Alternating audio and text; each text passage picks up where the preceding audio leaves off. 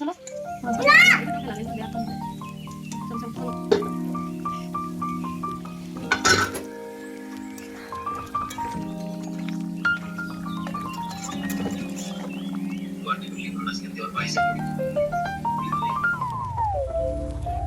কিছুটা কত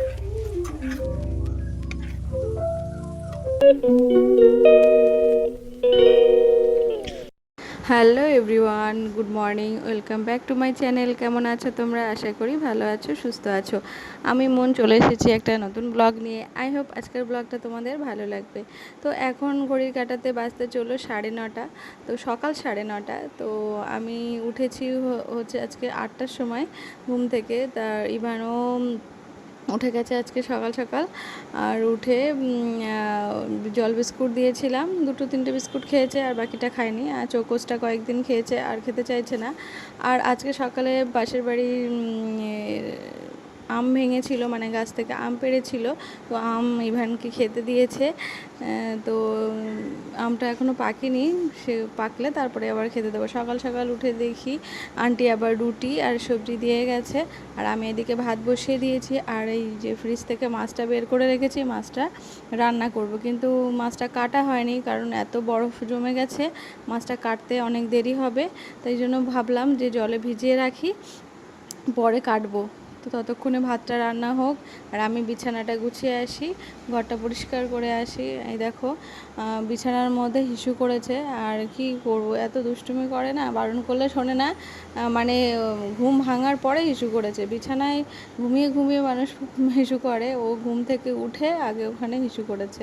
তো বারণ করলে শুনছিল না, না তো হিসুটা করবে না। তো ভাবলাম বাধ্য হয়ে তাহলে ঠিক আছে, করে ফেলেছে যে কাল, আর কিছু করার নেই। তারপরে ঘুম থেকে উঠেই জল বিস্কুট খেয়ে তারপরে ওই যে ঠাকুমার নাতনি এসেছে, ওর সঙ্গে অনেকক্ষণ ধরে এখন খেলছে। এখন ওকে আনা যাবে না কোনো মতেই, আর খাওয়াতে মানে খেতে বলছি, কোনো মতে খাচ্ছে না। দেখো আমি সবটা পরিষ্কার করে নিয়েছি, আর বাইরে জানলাটা খুলে দিয়েছি। তো ওটা থেকে একটু যদি রোদ বেরোয় তাহলে যদি হিসুটা শুকিয়ে যাবে। আর এই বিছানাটা পরিষ্কার, এই বিছানাটা এনে ওকে বসিয়েছিলাম, এখানেই খেয়েছে। ভাবলাম পরে বিছানাটা পরিষ্কার করব। তারপরে সমস্ত পরিষ্কার করে আমি ওটসটা নিয়ে বসেছি খেতে। আর তখন ইভানের পাপা বাজার থেকে চলে আসলো, ওকে বলেছিলাম একটু কুমড়ো পুঁইশাক নিয়ে আসো, অনেকদিন সবজি ঠিকঠাক করে রান্না করা হয় না। তো কুমড়ো আর পুঁইশাক নিয়ে আসো, একটু চচ্চড়ি করি, আর হচ্ছে মাছের ঝোল করি, ব্যাস এটুকুই করব। যা গরম পড়েছে, এই গরমের মধ্যে আর বেশি কিছু রান্না করতে ইচ্ছে করছে না। আর এতগুলো জামা কাপড় কেচেছি, তো কেচে সেইগুলো মেলে দিলাম, রোদটাও বেরিয়েছে ভালো, তো এগুলো শুকিয়ে যাবে। আর জানো তো পুরো জামা কাপড়ে পুরো পিঁপড়া ভর্তি। আর ইভান এখন ওপরে রয়েছে, বাবা ডাকছে আসো বাবা আসো, আসছে না, উপরে গিয়েও দুষ্টুমি করছে। ওর বাবা একটা আইসক্রিম নিয়ে এসছে, বললো রেখে দাও, এখন আর দেবো না, ও আসলে তারপরে দেবো। আর ঠিক আছে। তারপরে আমি সেই চিকেন কিমাগুলো রেখেছিলাম, সেই কিমাগুলো এখন একটু জলে সিদ্ধ করে নিচ্ছি, পরে একটু হালকা করে ফ্রাই করে দেবো। কারণ ও নিচে আসার সময় সঙ্গে সঙ্গে এটা ওটা খেতে চায়, তখন আর কি খাবো, ও তো রুটি তেমনভাবে খায় না। ভাবলাম চিকেনটা দিই এভাবে, এখন চিকেনটা খাক, তারপরে অন্য কিছু দেবো। তো ভাবলাম পুঁই শাক আর কুমড়ো রান্না করব। তো পটল ছিল, সেই পটল একটু দিয়ে দিচ্ছি।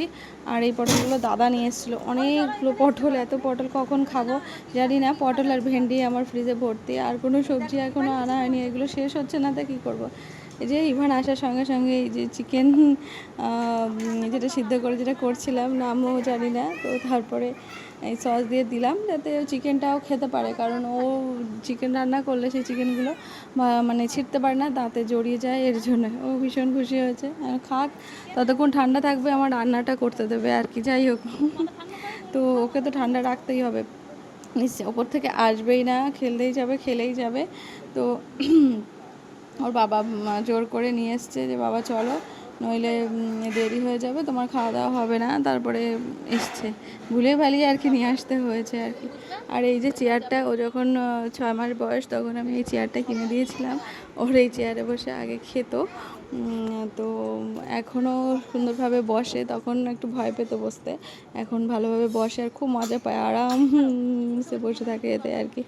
যাই হোক, ইভানের পাপা আজকে বাড়িতে রয়েছে, ও যাবে বিকালবেলা, ক্লাস আছে হচ্ছে তো সেই জন্য তাড়াতাড়ি রান্না করে খাওয়া দাওয়া করে ও বললো যে তাড়াতাড়ি খেয়ে নিই, একটু রেস্ট নিয়ে তারপরে আমি যাবো। ঠিক আছে তাহলে চলো, রান্না হয়ে গেছে প্রায়। আর এখন তো দুটো ওভেন আছে, তাড়াতাড়ি হয়ে যাবে, দেরি করে বসালেও তাড়াতাড়ি হয়ে যাবে। আর এই যে মাছটা আর কি গলবে তারপরে, তো মানে ডিফ্রস্ট করা হয়নি ফ্রিজটা, তো মাছটা বরফ হয়েই রয়েছে। আগে থেকে জানলে তো আমি মাছটা বের করে রাখতাম, কিন্তু রাখা হয়নি, সেই জন্য বরফটা জমে তারপরে মাছ কাটলাম। এই যে তারপর মাছের মানে তরকারিটা আগে করব, করে তারপরে মাছের ঝোলটা বসাবো আর কি। মাছের মাথা দিয়ে পুঁই শাকটা করবো। তো এই যে মাছের ঝোলও হয়ে গেছে, পুঁই শাকও হয়ে গেছে, দুই দিকে বসিয়ে দিয়েছি। জানো তো ওভেনটা আনার পর থেকে আমার ভীষণ মানে রিল্যাক্স লাগছে, মানে চিন্তা কম হয়েছে, যাতে আমার মানে রান্নাবান্নাটা তাড়াতাড়ি হয়ে যায় আর কি। যাই হোক, মাছের ঝোল হয়ে গেছে, হয়ে গেলেই দেন আমি ইভানের পাপাকে খেতে দিয়ে দেবো আগে, আমি পরে খাবো, কারণ ও তো বেরোবে সেই জন্যই। তো চলো তোমরা ব্লগটা দেখতে থাকো। এই যে মাছটা হতে হতেই আমি আবার যে মাছটা ছিল সেই মাছটা এখন কাটতে বসেছি। তো দেখা যাক মাছটা কাটতে পারি কিনা, অনেক দিন পর আমি মাছ কাটতে বসেছি। অ্যাকচুয়ালি মাছ একদমই কাটা হয় না এখন, আর আগে কাটতে পারতাম, কিন্তু এখন আর তো সবাই কেটে দেয় মাছ বাজারে, এই জন্য কাটতে হয় না। তো এই মাছটা তো কাটা হয়নি, তাড়াহুড়ো করে নিয়ে চলে এসেছে। তো এই যে আমি এখন কাটছি, তো হয়ে গেছে, আর একটুখানি বাকি আছে। তো মাছগুলো না কেটে রাখলে যখন তাড়াতাড়ি করে রান্না করব তখন মানে মাছ কেটে রান্না করা সম্ভব নয়। তো সেই জন্য কেটে কেটে বাটি বাটি করে ফ্রিজে রেখে দেবো আর কি। যখন যে কটা পিস দরকার হবে সেই পিস আর কি রান্না করতে, মানে সেটা ভিজিয়ে দেবো, তাহলে আর মাছের টেস্টটাও নষ্ট হবে না। কারণ সব মাছ একসঙ্গে রাখলে মাছের জল লেগে লেগে মাছের স্বাদটা চলে যায়, এই জন্য ভাবলাম সবটা কেটে নিই, কেটে তারপরে আস্তে ধীরে একটা একটা বাটি বাটি করে রান্না করা হবে আর কি। দেন আমার পুরো মাছ কাটা কমপ্লিট হয়ে গেছে। আর এই মাছটা একটু মোটা ছিল, এটা কাটতে পারছিলাম না, আর মানে কাটাটা খুব শক্ত ছিল। ইভানের পাপা বললো নোড়া দিয়ে মারো, ভেঙে যাবে। তারপর ওর বাবা একটু হেল্প করলো, তারপরে এই যে কেটে একদম রেডি করে ফেললাম আর কি। তো চলো আমরা এবার খাওয়া দাওয়া করতে যাই। এই যে খাওয়া দাওয়া করতে চলে এসেছি, আর মাছটা কেটে আগে স্নান করে এসেছিলাম। আর ইভানের বাবা বললো তুমি না খেলে তো জানো আমি খাবো না, তো আমাকে তাড়াতাড়ি স্নানে পাঠিয়ে দিয়েছিলো। তো একসঙ্গেই বসেছি খেতে। যে আন্টি শাকের ডালের তরকারি দিয়েছিল, এই যে পুঁই শাক, আর হচ্ছে যে মাছের ঝোল, ব্যাস এটুকুই।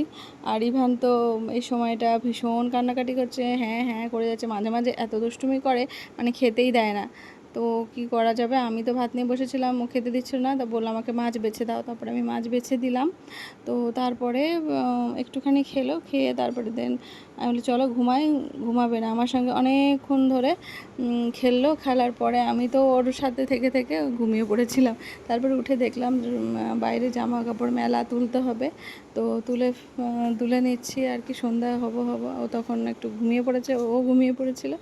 তো তারপরে রান্নাঘরে এসে চায়ের জল বসালাম আর সেমাই রান্না করলাম। তো ঘুম থেকে উঠে যদি খায়, তো এর জন্যই আর কি।